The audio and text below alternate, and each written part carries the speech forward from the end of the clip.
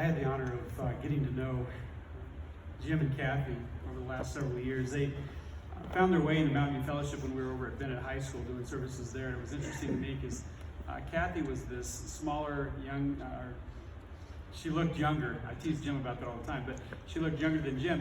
And Tim was this opposing, just big, massive of a guy that would walk in there. And I believe they came as friends of Darlene Lancaster. She invited them, and they came one time, and then they started coming. And it was interesting to me because the first memory that I have of them really being there, you would see them there, but the first time it really was impressed upon me was a Sunday over there where I did a message, was sharing a story about when we had lost our son. And after the service, this big guy was standing there wanting to talk to me afterwards, and I could tell right away his heart was broken. And I got to hear some of his story. And it was interesting. It started a friendship from then on. We had a connection. The other connection we had was the fact that he was a trucker, and he found out I was a state trooper years ago. And so that started this whole joking of going back and forth. And he'd ask me, tell me some stories. I'd say, well, I was spending all my time looking for you, Jim. And so we would just joke around about that all the time. But Kathy and Jim became members here at Mountain View Fellowship in 2014. And I had the honor of doing Kathy's service a while back. And I can tell you, since that point, shortly after that, we moved into this facility. And Jim, there was a part of him that was missing the whole time. But he was the guy that you would see every Sunday morning. He would slip in early. He had trouble walking, so he would make sure that he parked up close. He would get here very early. He would come through these doors right over here and be greeted at those doors. He would walk in. And we've left a chair in the back, and that chair right there is where he would sit every Sunday.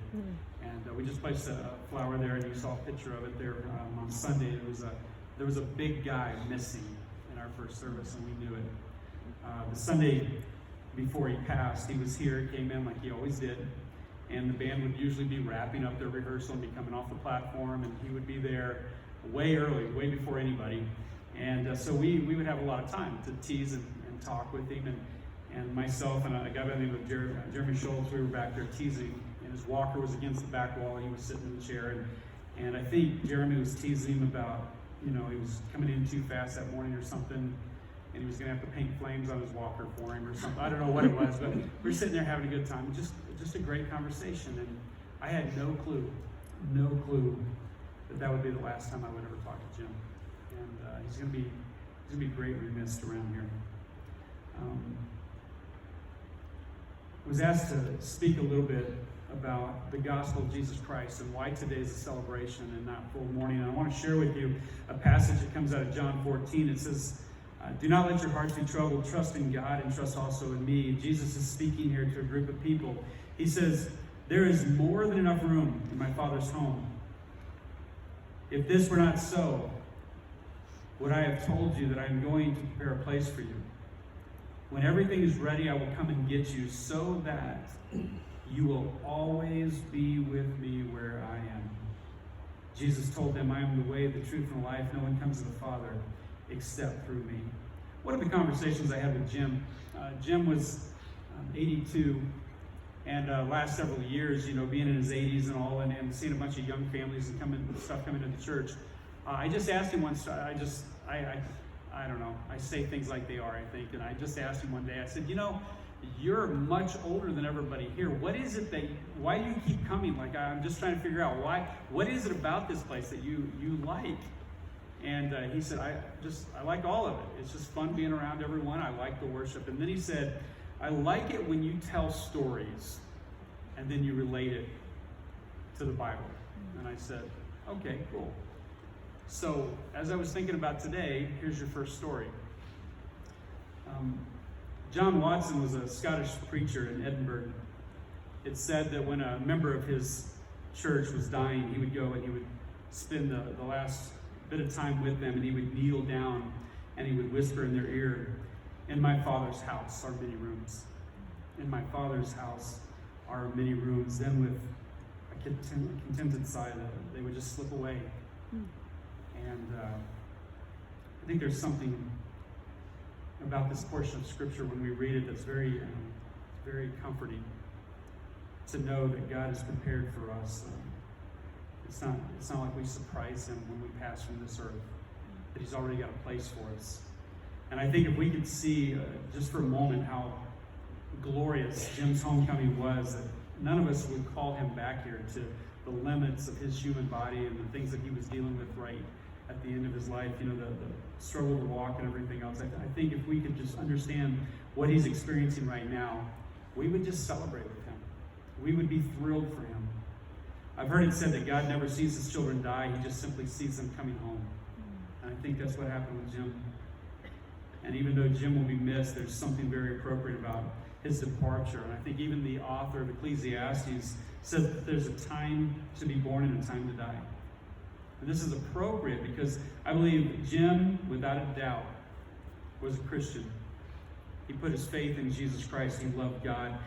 He lived a full and complete life. He had accepted and known the love of God.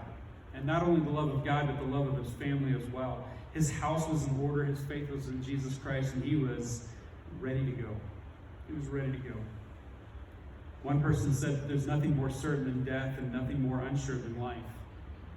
And this played out last week when we got the phone call about Jim. I never thought I would ever get that phone call, especially after that Sunday, because he was joking and having such a great time and seemed to be doing so well. But life in these bodies and life on this earth are temporal. We know that. The Bible refers to our bodies actually as tents. And I think for a while, a tent can be a wonderful home. If you're a hiker in the mountains, you're enjoying the wonderful outdoors, I think a tent can be exactly what is needed when you become weary, when you need a place to rest, when you need to be refreshed. But while tents, I think, are a wonderful place in their intended purpose, a person doesn't exactly intend on living in that tent for the rest of their life. See, before long, a person longs to go home. They want to live in a house, a structure that's much more permanent and sturdy than a tent. If you remember the passage I read earlier, Jesus said, "Don't let your hearts be troubled. There's more than enough room in my Father's home. When everything is ready, I will come and get you so that you will always be with me where I am." See, tents are good for a purpose and helpful for a season, but they can wear out. The fabric can become weak and torn, and poles can collapse, and there's a need for a permanent place. This is what happens in our body. The Apostle Paul is speaking about the confidence possessed by believers in 2 Corinthians, and he said, "For we know that when this earthly tent in which we live is taken down," meaning we die, we leave this earthly body, he says, "we will have a home or a house in heaven, an eternal body made for us by God himself and not by human hands." So we are always confident, even though we know that as long as we live in these bodies, we are not at home with the Lord. For we live by believing and not by seeing. Yes, we are fully confident. And we would rather be away from these earthly bodies, for then we will be at home with the Lord. I think probably nobody, here's the second story I would have given Jim. Nobody paints a clearer picture of this than one of our former presidents, John Quincy Adams. When he was turning about the age of Jim, I think he was in his 80s, he was hobbling down the street of his favorite town, Boston, and he's leaning heavily upon a cane, and one of his friends slapped him on the shoulder and said, "How's John Quincy Adams this morning?" His reply as he turned and slowly smiled at the sky was, "Fine, sir, fine. But this old tenement John Quincy lives in is not so good. The underpinning is about to fall away. The thatch is all gone from the roof. And the windows are so dim that John Quincy can hardly see out of them anymore. As a matter of fact, I wouldn't be surprised that if by the time winter is over, he moves out of this place. But as for John Quincy Adams, he's never been better. Never better." With this, I think he hobbled away down the street, believing that without a shadow of a doubt, as we do today, that our body is not the end. See, it's not this body that can be enclosed in a casket or buried in the ground. That's not what makes the person. See, I think John Quincy Adams, as well as every one of us here today, we recognize that beyond the temporal, physical man that we see on the outside, that there's a spiritual, eternal man on the inside. See, the flesh dies and is buried, but the spirit lives on with God forever. When we place our faith in Jesus Christ, because of the work that he did on the cross, we have a permanent home with God.